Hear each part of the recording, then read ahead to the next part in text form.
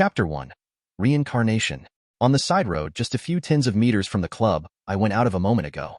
I am lying there in my own blood with a military knife inside my chest, coughing out blood as my vision turned blurrier every second, tears streaming out of my eyes as I started pissing myself in the face of death.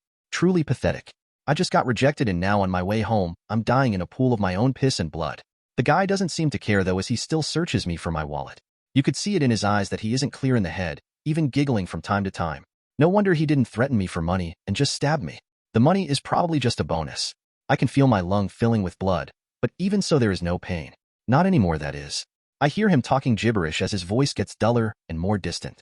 My legs and arms got colder and colder. My sense of touch seems to disappear. I can't hold my eyes open any longer and then nothing. No sound, no vision, no smell, no taste, no sense of touch, no feelings, just my thoughts. Even though I have my thoughts, I do not feel regret of things I couldn't do in life or any kind of resentment to the nutjob who killed me. Even though I always dreaded the idea to be conscious after death for eternity, be it heaven or hell, I don't despair. I just am. An eternity later, or just a moment. I can't grasp time in here. In this place I only had my thoughts, so any scenes that came to my mind, be it romance, drama, horror, I went along with it, making stories. But my favorite time was thinking back to my childhood heroes and the idea of struggling with or against them. To see them struggle for life, I now see as trivial. All just to pass my time. This is my life now, or should I say this is my death now.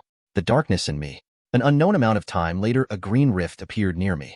I don't know where, but I know it is there, sucking away everything of this place, including me into it. Am I submerged in water? No, it is something similar but also much richer, more powerful. Although this place seems to be less than a few tens of centimeters large, I feel like I am drowning deep down in the chaotic ocean, threatened to collapse by the pressure or torn apart by the currents. Strangely enough, I am not afraid. I am already dead. What else could happen? Ceasing to exist? Would that be bad? With time, my thoughts seem to become more chaotic, the longer I spend in this confined space. Although the place seems to grow, the chaotic energy grows rapidly as well, and with it the inevitable destruction. A few months later, I began to feel again. Yes, I started realizing that my five senses were coming back to me, and with it came the realization that I was an infant, but more importantly, I seemed to have an additional limb, a tail to be exact. A Saiyan. That was the first thought I had when I came to this conclusion. As a fan of the Dragon Ball series, I obviously became excited. I couldn't help but imagine becoming an invincible being capable of deciding the fates of others, meeting the Z fighters, and exploring the universes. I also seemed to be an elite class warrior. As I feel my ki, I identified as chaotic energy at the start, to be rising at an incredible fast pace. It already fills my whole body and pushes its boundaries. No wonder the Saiyan race is so incredible tough. The whole body is strengthened by its rapid growth. Only a few months are left till I get born, but before that I can't be idle. Who knows what time in history I'll be born. If Frisia is destroying the planet before I have the time to emerge, I am screwed. But for now I am unable to change anything other than try to increase my strength. I try meditating to see if I can control this irresistible force inside me. I meditated in my past life to calm myself and to overcome the stress in life. Maybe it will help me get an idea of ki control. For the next days I tried to meditate, but for some reason I can't seem to empty my mind. Even calming down is incredibly difficult. I thought since I didn't have any feelings for a long time, it was normal to have this itchy feel to it, or maybe because I just hadn't adjusted to my body yet. Thinking back, it's not normal. Maybe being a Saiyan makes it more difficult to stand still. After all, they are warmonger and are always out for a fight. But this is not normal. I am an infant. My violent tendencies shouldn't be that active, right? Maybe. Maybe instead of calming down, I just force it? One way or the other, the energy shall obey. The next months, I tried various ways to control my ki, and the best way is to suppress it and then control just a tiny part of it. Something like don't control the whole river, but only a small stream of it. As time flows, my control increases, with the biggest success of suppressing the energy until it feels dormant, only to let it burst afterwards. Although it appears to be dormant, it's still rising underneath its calm surface as it gets deeper, until I let loose again. I think with the burst I can possibly use ki blast pretty soon. Only have to figure out how to let it out of my body. And this dormant feeling is probably something similar to what the Z fighters are using to hide their ki. It also looks like there are two ways to rising energy in one's body. First, to just let it increase naturally, which appears to be an increase of quantity, and to suppress it, or rather to compress it, to have a qualitative increase. This is probably how far I will go for now, because in just a few hours now I'm finally being born. Chapter 2. Trinity. Saiyans sure are a cold bunch.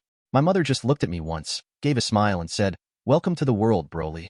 I am your mother, Cherry," and then turned to the silly-looking purple alien before shouting, "What are you waiting for? Measure his battle power." Seriously, what kind of introduction was that? Is a baby supposed to be talking fluently? And what about motherly love? Those poor Saiyans, no wonder they have bad family relationships. You can't be serious. And what's up with my name? It seems so familiar, as well as my father's name. I can't remember. Oh wow. A headache. Seriously? Either way, back to the topic, I somehow feel I should suppress my energy. But by measuring my battle power, wouldn't they value me more? Get resources and stuff, right? Wow, this urge is just getting stronger as I see silly purple pressing on his glasses. Click. Some readings rapidly appear on his screen. After a few seconds it stopped. Power level, 220. A mid-class warrior. Who can only keep this up for a minute or so. Good, it only takes a few seconds to measure. But Cherry looked rather unsatisfied. Both of us are elite class warriors and still, whatever. And with these words she left. Goddamn, I knew this is bad. No turning back now, low-key it is. After Cherry left, Silly Purple brought me to an incubator, where I can spend the next 3 years in. He appears to be freaked out because of me. Well, can't blame him. I was staring at him for the whole time. I ignored him at first because I wanted to see my new mother, but now a real alien is holding me, and I have a close-up. Whoa, he's even shivering. Is he alright? No matter what, I am still just a baby. No point in freaking out so much. After nearly throwing me into the incubator, he took a few steps back, breathing heavily. He pretends like I'm a bomb or something. Geez, calm the F***ck down. After staring at me for a while, he pressed a few buttons on the panel for my incubator. An oxygen mask came out of the bottom, attached itself to my face, and it started filling itself with liquid. Great, now I can spend once again more time confined in a watery environment. The purple birth attendant seems to be happy because of my dissatisfaction. Probably build up frustration after being surrounded by Saiyans who are likely to be hard to please. Seeking out pleasure in the misfortune from their offspring is only logical. Also, by looking at the classification as a mid-class warrior seems rather high, considering I suppressed my power as much as I could, and I doubt those glasses are able to measure the energy level within my F***king. Stop staring at me. Who the F***ck do you think you are? Start working and stop having an orgasm, or I will make you suffer. Yeah, scram. That's right. That's how you should act. So where was I? What was that? My anger was nearly boiling over. That is rather abnormal. Saiyans have a temper for sure, but that isn't how I normally act, is it? I'm possibly affected by something. Well, a normal person also has quite different ranges of emotions, but if I have to divide them. After thinking for a while, I came up with 3 vague parts of my personalities. 1. Analytic, calm and cold. 2. Emotional, ambitious and empathetic. 3. Sadistic, violent and wild. The 3 is most likely the Saiyan trait, the warmonger, though a bit too violent even for a Saiyan. The 2 is from my previous life, and the first one should also be from my previous life, but after the time in the darkness. They are distinguishable, even opposites. Maybe the lack of sense had some kind of impact on my personality. That begs the question. Why are both still there? The water? Maybe the water separates us to a degree, but what has water to do with the darkness and my rebirth? I won't figure that out soon, huh? Well, there is still another problem. I seem to forget. Memories from my past life are being forgotten, or do I just have no access to it? I'm getting a headache again. In conclusion, something must have happened while my rebirth, and the 3 of us were separated. Maybe there is a trinity in my body which resembles my personalities. I continued some time considering various traits of me which appears to be separated or not whole, but I couldn't think of anything. Wild and violent? The energy in my body, and my body is keeping the energy in check. At the beginning I thought the confined place, my body, would be destroyed, but it just keeps strong enough to contain the energy. No burst in strength or in a weakened state, just in perfect balance. Calm without ripples only if I act on my own. Then my conscious should be the one from my past life, being the decision maker, is it? But currently I'm analytic, being the brain, since I'm in control of the body, then it should be my subconscious and instinct. That's why I only have limited access to my memories and had the urge to suppress my power level. That's bad. That is seriously bad. It will affect my future growth if the 3 are out of sync or even working against each other. I have to find a way to combine all of us, so we are actually one being striving for one goal. Somehow I know I must do it fast. Time is running out. If I succeed, I shouldn't have such a hard time controlling my ki and calming down. I will in no time accelerate the increase of my strength and remember most of my past life's memories. It's inevitable that there will be some sort of loss over time, but I only have to figure it out on the way. The next day Paragus came to visit, looked and left immediately afterwards. Apparently wasn't pleased with what he saw. As I saw his frown, I nearly jumped out of the tank and kept him up. I only didn't because I am the one suppressing the energy. The next years were rather uneventful. Hardly 3 years passed trying to combine my shattered being into one, and I'm about to succeed. I was supposed to come out of the incubator a few days ago, but I refused since I am in a critical moment, fusing the remnants together. Obviously, the purple aliens didn't have the strength to get me out, so they had no choice than to let me train in peace. So, I thought, today 2 elite Saiyans, who are sometimes checking on the babies or looking fed up, talking about an assembly or something. They retract the oxygen mask and I, unsurprisingly, swallow some water. But a surprise it was. It actually tames the remnants, especially the Saiyan ones, which accelerates my fusion. Boom, I heard a roaring impact, thoroughly shaking the earth. Crack, a sort of barrier shattered in my body. Boom boom asterisk. My energy devastated the surroundings. A bunch of rifts suddenly appear in the air. Through the now destroyed ceiling, I see a gigantic sun in the background collapsing onto the planet. What the hell is? Sucked into the rift with no shadow to be found. Chapter 3, First Fight. I immediately conjure up a sphere of my energy. Now after the fusion, it was like second nature to let ki out of my body. But before I can be happy, I have to get out of here. But seriously, of all days, Vegeta's destruction had to be today. I could have left planet Vegeta before that and traveled to Earth. And now I am stuck here surrounded by countless clouds of different colors. With no exit to be seen, I observe the clouds. Some are expanding and others contracting. I fly towards one when it suddenly expand and touch my sphere. Crack. Instantly, a 20 centimeters long crack appeared. I immediately distant myself from the cloud and mend the crack. Cold sweat appeared on my forehead. F***ck me. Fortunately, before I was beginning to lose hope in this ever-changing place of clouds, I saw a golden rift of light manifest itself out of nowhere. Having encountered those kinds of rifts twice already, I recognized it as my exit right away. As I move forward, the clouds are accelerating in their process. The faster I move, the higher their pace, making it really difficult to dodge them, but it is still manageable at a moderate speed. At one point, I had no choice than to go through one, bearing with the strangely sharpness of the cloud. I condense my energy into a dense green layer around my body, reducing the effect the cloud had on my shield. With time, my ki control is being tempered as I try to thicken the area which is most likely to be hit. Still cautiously moving forward, not letting my guard down as I got more familiar with this place. After a few days of constant alert, I finally reached it. The next moment, I only see a forest rapidly advancing towards me. **T. Crossing my arms in front of me to protect my head and brought my knees up to my stomach, hoping to shield my organs from the impact. Only after smashing 5 trees I was able to stop. I wipe the blood dripping out of the side of my mouth. I stand up, looking around. Wow, what a high gravity. It seems 10x the gravity of planet Vegeta. No wonder I wasn't thrown further. The plant life also appears to be way tougher than anything I have ever heard of. But still, I couldn't help but gulp after the devastation I caused. On Earth, I would already be worshipped as a god for withstanding that. But I know my strength in the Dragon Ball universe is insignificant. It's probably not even at the top on this planet. Clenching my fists. Now, after becoming whole again, I am no longer the human who died without accomplishing his dreams. I am a new person, a new Broly. As the legendary Super Saiyan, I'm destined for greatness. I will make it to the top. But first, a nap. Days without sleep is having an impact on me.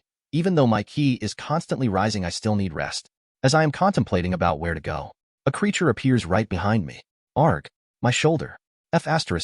I hear the teeth of the wolf shattering my barrier and piercing my body, pinning me to the ground. I turn my head only to see a wolf-like beast head covered in scales, mocking me with its eyes, thinking of me as prey. You bastard. I take hold of his jaw and barely push it out of my shoulder, kicking it away. The wolf flies tens of meters before crashing into a tree. Before it can recover, I follow up, crashing it through the tree. Now it's my turn. Kneeling on top of it, I pummel it into the ground, every hit sending tremors into the ground, focusing on its head and chest. As I avoid the bites from my legs, it takes its chance to slash my neck with its claws. It connects. A cold chill down my spine. It didn't harm me as I turn my ki output to the max right after the sneak attack, but it still pushed me of its chest. We look at each other. I can see the resentment and a bit of fear in his gaze. Being cautious? It may help me if I were a martial artist to avoid hits, but I am not. I didn't fight to the death or had serious brawls in my past life.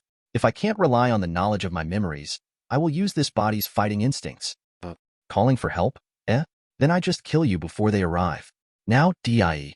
I pounced at it, sending a punch to its face. Instead of evading, it just opened its mouth. You want to eat my hand? You can have my whole arm. I thrust my arm down its throat, piercing its insides and grabbing hold of it.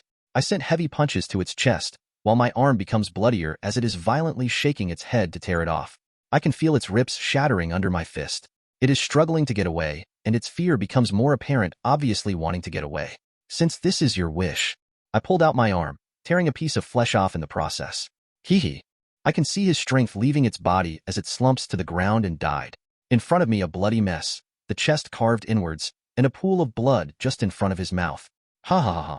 As my laughter echoes throughout the forest, a bunch of growls in the distance responded, seemingly aware I just killed one of theirs. Instead of disgust, exhilaration fills my heart, causing my blood to boil. No wonder Goku always looks for a fight. The exhilaration of a blood-spilling battle. Oh, more wolves. 3? Maybe 4? I would like to crush you puppies, but Daddy has a sore arm. Gotta go. Maybe next time. I started running opposite of the sounds of the howls. As I am building up my momentum, I see the rest of the pack of wolves trying to catch up to me. Seeing me with blood of their comrade all over me, they go in a frenzy. Bite me. Ha ha ha. This is the best day of my life. Chapter 4. Survivor. Deep inside the forest, hidden behind bushes, a cave entrance on a small hill could be seen. The entrance led 5 meters inside the hill, guiding to a 10 by 10 tall cave. On some places on the wall were crystals shimmering in a cyan hue, lighting up the cave. Near the entrance was an extinguished fireplace. Heads with tusks and bones decorated the ground around it. Deeper inside, snoring could be heard coming from a child seemingly around the age of 10. Broly was slowly waking up as the crystals were beginning to hum, a signal for the sun rising in the horizon. He sat cross-legged on the floor, starting to meditate. After the 3 years I wasted to fix myself, I can finally meditate, boosting my control of ki. As my ki is rising at every moment, I have to obtain a perfect control. Otherwise, I will be a gun without bullets. There's also something sinister in the essence of my ki, but I can't put my finger on it. I have to see into it in the future. Luckily, since my ki increase is a natural process, I only have to worry about my body. My ki is rising, but my body has to keep up. But as the gravity is 10x the gravity of Vegeta, my body gets stronger the minute. I will need harsher conditions in the future, but it is sufficient for now. After he meditated for an hour, he wrapped his waist with the brown fur on the ground right next to him, holding it in place with his brown tail, blending into it. I really need to find some real clothes. They are too itchy. After stretching, he went outside, greeted by the sunshine of the morning sun, heading out in a straight line. For the last 3 months, Broly arrived at this new world. He searched the close vicinity and found some boars to feed on, not at all repulsed of the idea to gut an animal anymore, but rather satisfied to fulfill his basic needs. For water, he went to a waterfall where he also starts his daily training under. At the beginning, he was struggling to stay in place underneath it, but now it appeared to be a walk in the park. From time to time, he could be seen to be meditating, doing body weight-based training, or lifting massive boulders above his head. It seems to have limited effect on me now. Even though I have experience in strength training, my body is just growing too fast. I can't come up with new training methods. A few thousands of kilometers away, a group of 3 were looking at a picture of a child on a monitor. A woman with shoulder-length spiky hair was looking at an enhanced picture of Broly. "You found him yesterday?" she asked the small, thin man on her right side. "Yes, madam. As I was scouting the area for a new mine, I saw him enter a cave, not far from where he is now." He seems to be training, which means he's arrived here for a while already. The cave is probably his hideout. As she fell in thoughts, is he a survivor? It has been 3 years since the last one popped up, and a young one is even more rare. We have the data of every Saiyan child from before the destruction of planet Vegeta, but whose kid is this? Z, go and assemble the hunter squad to accompany us. It may be a newborn. The CE send out to lure us in. We need strong people to escort us. Understood, the woman, Z, on her left replied. She bowed and left the room. You'll guide us to his cave tonight. We must bring him to our headquarters as quick as possible, before they snatch him away from us. We will move out tomorrow at dawn. Inform Mr. Daz to raise the security level by 1. Can't have the Myrmidons take advantage of us in a moment of absence. Yes, the man saluted and left right away. Broly, unaware of this, continued to train for a few hours. He then began to hunt some wildlife, as he was getting hungry after all the workout. As he was searching for his next meal, he ran across a deer, just a few hundred meters away from him. It is a deer born on a planet with 100x the gravity. Placed on Earth, it would dominate the wilderness. Still, Broly just picked up a small pebble off the ground and flicked his wrist. Like lightning, the pebble flew across the hundreds of meters, instantly penetrating the deer's brain without knowing how it died. Should be enough for lunch, Broly thought as he made his way to the corpse. With practice, he gutted the deer and roasted it over open fire. Man, I wish I had some salt and pepper. After eating his fill, the sun was still high. Today he was going to finish a war. After a week of his arrival, he was playing hide and seek with the wolves and even killed the group which initially hunted him. He thought the issue would have settled itself after that, but who would have known that mutant wolves on their hind legs would be enraged by his killings and sniff him out a few weeks later. At one of his hunts, a blurry shadow appeared and slashed at his back with his claw. Since the days he arrived on this planet, he became more aware of his surroundings. With his monstrous talent, he polished his senses at a frightening pace, but he still got grievously wounded by the ambush of this kind of beast. Broly, as tenaciously he is, escaped the onslaught. Holding a grudge, every day for the last 2 months, he would head out to thin the herd. 5 of those mutant wolves, Broly called werewolves, and more than 20 of normal wolves were killed by him. It was a good opportunity to satisfy his Saiyan blood and to polish his fighting skills. The werewolves were strong. Having some understanding of the usage of ki, their defenses were high and every attack lethal. Broly's dodging skills rapidly improved under the pressure. Now there were another 7 werewolves alive and their leader. As for the normal wolves, they were now unqualified to participate in the battles, only serving as mere cannon fodder. This will be the final battle between us. After this, werewolves will only be a myth. Ha ha ha ha. Chapter 5. The Wolf King. In a cave deep in the forest, a figure was sitting on his throne. His tan body was covered with hair, and a brown tail wriggled on his backside. Long black hair falling onto his shoulders. He surprisingly looked just like a hairy Saiyan except for his sharp claws and his eyes. His yellow eyes seemed to glow in the dark, staring at the one kneeling in front of him. Someone patted his shoulder, trying to calm him down. He looked at his partner in life, right next to him. Like him, she was an alpha mutant, born to rule those around them. Because they developed intelligence at a young age, they became more ambitious as they grew up. As superior beings, they took over the surrounding packs, and with their enhanced lifespan, they easily managed to take over and rule a large margin of the south in the forest. They even accomplished to banish the trolls to the northern parts.